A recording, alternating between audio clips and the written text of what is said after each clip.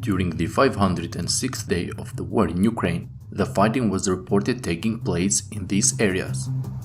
A very important news was published today in the Ukrainian online medias as well as in Ukrainian and Russian Telegram channels.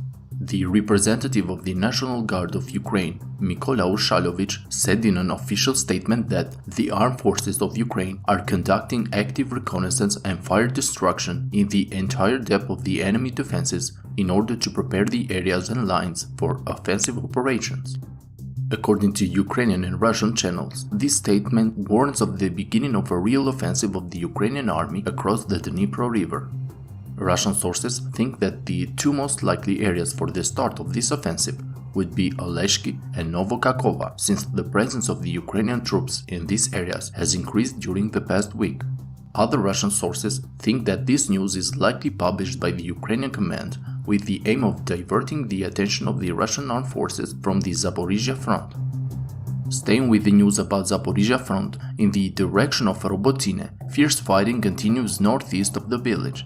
The advance of the Ukrainian army is slow, but it's reported that the Ukrainian forces have cleared another part of the trenches that were under the control of the Russian forces, pushing the front line further south near the forest area.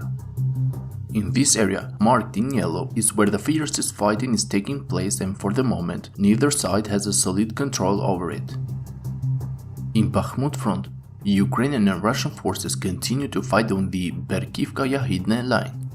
Yesterday, Russian sources reported on another counterattack of their forces in the direction of Berkivka, but there isn't much confirmed information about the situation on the ground.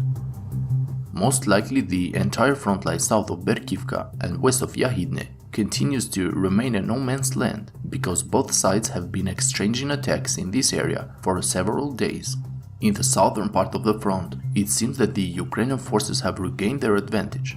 After stopping a series of Russian counterattacks in these areas, Ukrainian troops are slowly advancing towards the heights of Klishivka, and at the same time, it is reported that they have cleared an area northwest of Kurdiumivka, getting closer to the town. It seems that the Ukrainian forces are focusing on increasing their control in the area south of Klishivka. As seen in this video geolocated by the Ukrainian source Deep State, the artillery of the 3rd Separate Assault Brigade of the Ukrainian army hit several Russian targets in the area between Klishivka and Kurdiumivka. In Donetsk front, south of Marinka, it seems that the Russian forces have lost the advantage that they had during the recent weeks. As reported today by many sources from both sides, the Ukrainian forces have managed to regain control over the defensive positions that they had lost 3 weeks ago. Here, the Russian forces were trying for several weeks to take the Ukrainian positions located on the heights between Novoselivske and Marinka.